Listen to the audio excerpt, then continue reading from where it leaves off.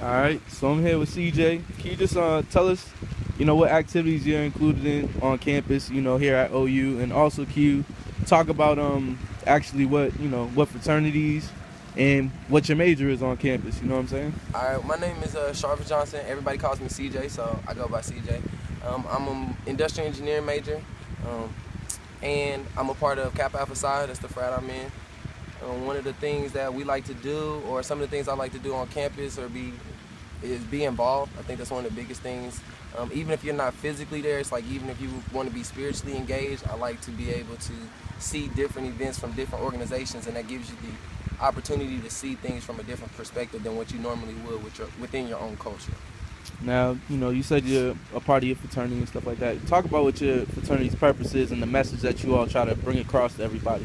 All right, honestly, our motto is achievement in every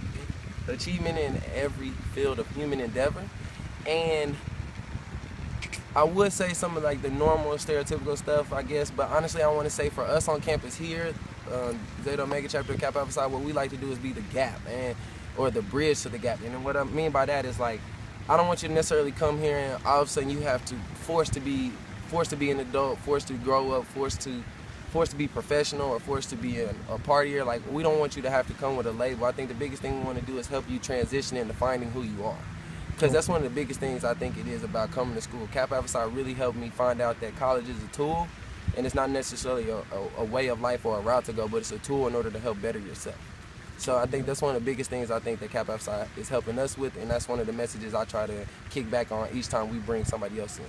Okay, now obviously, the video went viral at SAE and their fraternity and stuff like that. Can you just give us how you feel on the inside, and also you also being in the fraternity, and if something like that occurred inside your fraternity? When I first saw the video, I was kind of shocked. I was like, wow, like that's crazy. It wasn't in the shock form where I didn't think that's ever happened, because being from the Midwest, being involved in this culture, it's understood that those kind of things happen behind closed doors. I mean, but to actually see it out in the open and see that it was viral, and then when you even dove into more research and find out it was here at OU, like when it hits you real close, it's like, wow, that's crazy. It's like, these are the same people you pass every day on the Oval, or you shake their hands in the Union or in the Huff, because you see them at all the games and y'all cheer on all the same things. Like, it's kind of crazy, because it's like they support you. It's not even a support. It's like they tolerate you because they have to. Mm-hmm. And this is their true feelings. Like, to see how they sung it emphatically, you could tell it's been passed down. Like, this wasn't just, we made this up yesterday type stuff. And being in a fraternity, I think one of the things that a fraternity should do is, where it does bring you closer to other people, it's supposed to be able to uplift and teach you to be better than that. And I think at some point somebody needs to step up and hold each other accountable for the actions going on. Like, the craziest thing I saw in the video was not that they were trying to stop people from chanting, but they were trying to stop people from recording them chanting. Yeah. I think that was the craziest thing, and I think people really kind of overlooked that. It's like, yes, they did the chant, but it's like, even while they were doing it, they're like, whoa, whoa, whoa, whoa, don't record it. Like, they're so proud, they're still gonna keep chanting, but at the same time they're chanting like, whoa, whoa, whoa, stop. Like, hold on, this is what we do, but you can't put it on video. Yeah. And I just think, like, those are your future politicians and your future community leaders or policemen and stuff. And if that's the values they carry now, then how is that going to translate for the future? You know what I mean? Yeah. That's one of the biggest things. You also asked, let's see at the end of that fraternity. Yeah, like, what if something like that happened inside your fraternity or something like that? To see if it happened inside my fraternity, I really don't think it would. If it did, somebody would definitely, I feel like, would be able to step up, because one of the things we like to teach is, like, you're a man first. You're an individual first. All this other stuff comes second, and you have to understand that sometimes things you have to stand on your own 10 to get things done. And I really believe that it wouldn't happen necessarily inside of Kappa, because I think somebody would be able to look at the next person and say, hey brother, that's not right. Yeah. And even, again, watching the news, there have been African-American members of SAE step out, and to me, it's kind of like, you had to have known that some sort in some fashion that this was going on. Like, this isn't brand new information to you. It's brand new information to us as the world, but you were an insider. And whereas they might have toned it down for you, I don't feel like it stopped. And so I know I don't know if they grew up and it was just like they don't see it, or they wanted to be blind to it and they were ignorant to it. But I feel like, again, it didn't stop overnight. So for them, they had to feel it, and they had to know that they played some part in this, because they had a chance or an opportunity to kind of nip this in the bud a long time ago by joining SAE and proving that, again, that black people, I guess, can be in that frat. So it's like, you have a chance to make a difference from the inside. Why not do it? Yeah. You know. Do you feel like the campus and the president, David Bowen, do you feel like they're doing enough to actually put a stop to this, or try to put an end to the fraternity and also just the racism in general on campus? Because I'm pretty sure there is some.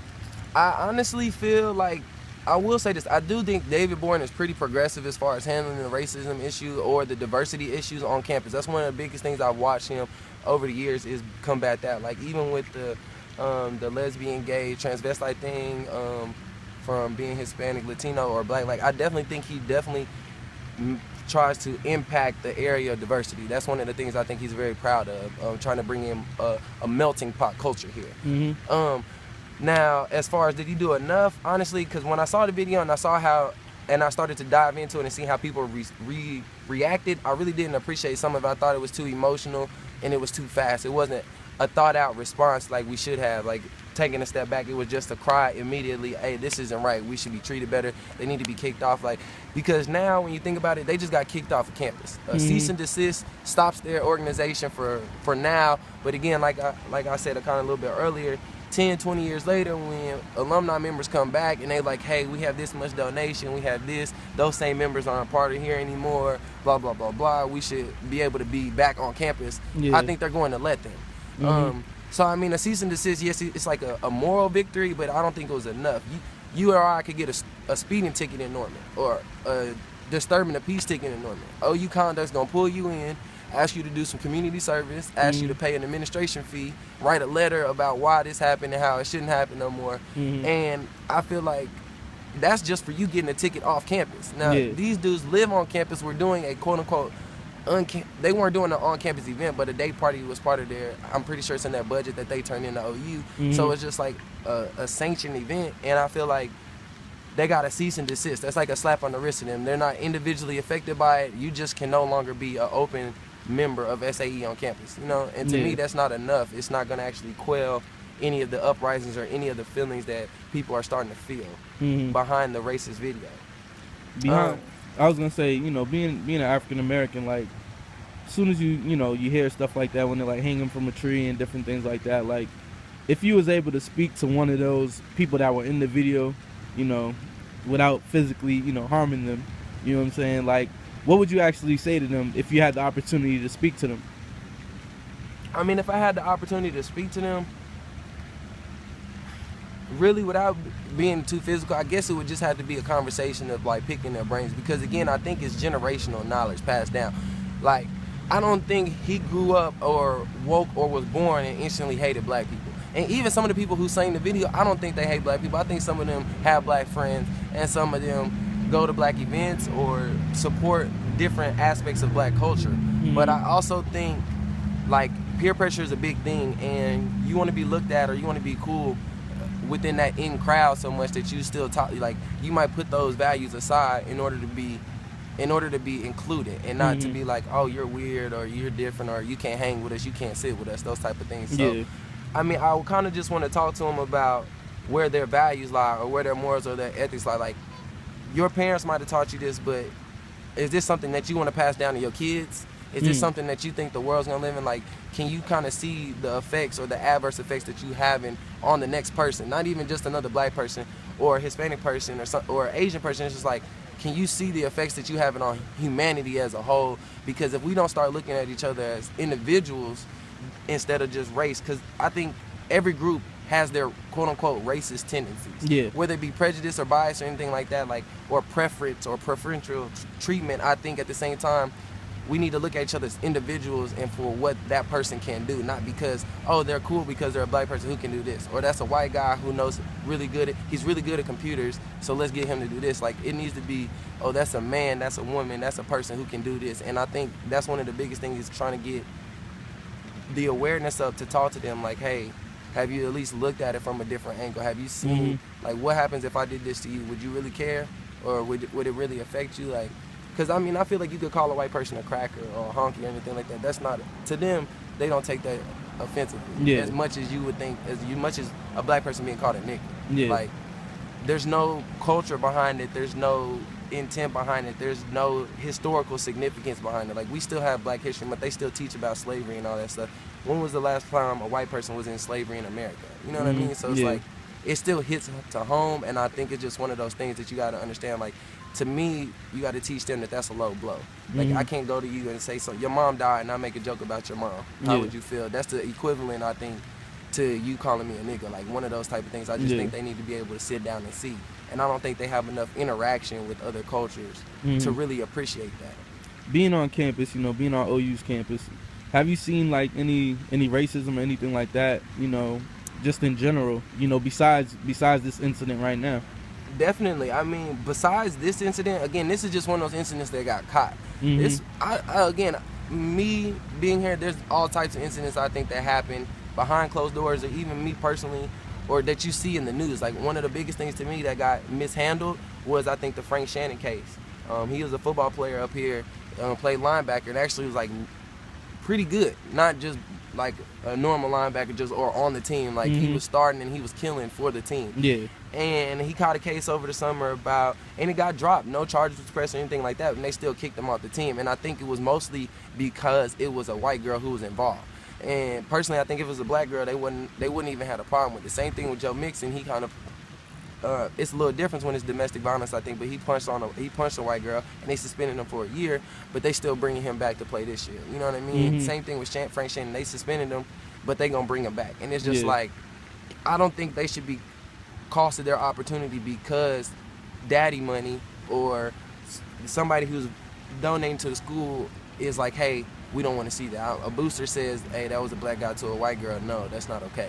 You know, and I just think that's really what played a key role in sweeping it under the rug, but let's do this. Like, they keep the problems down to a minimum, which I will say that they'll sweep anything under the rug here. Again, OU is really big about branding, so if they have a problem and they can catch a problem, they try to nip it in the bud real fast. So I can definitely see how they handle those things, but I think there's a lot of quote-unquote racism or racist intent. My biggest thing about OU, for instance, is this is quote-unquote the east side of Norman. But if you really think about it, all the students live over here, or quote-unquote lower income housing. So it's like, I see more police over here than if I go west of the school. If you go 1 block, 2 blocks west of the school, even where the frat houses are, or the sorority houses are, you almost see no patrol.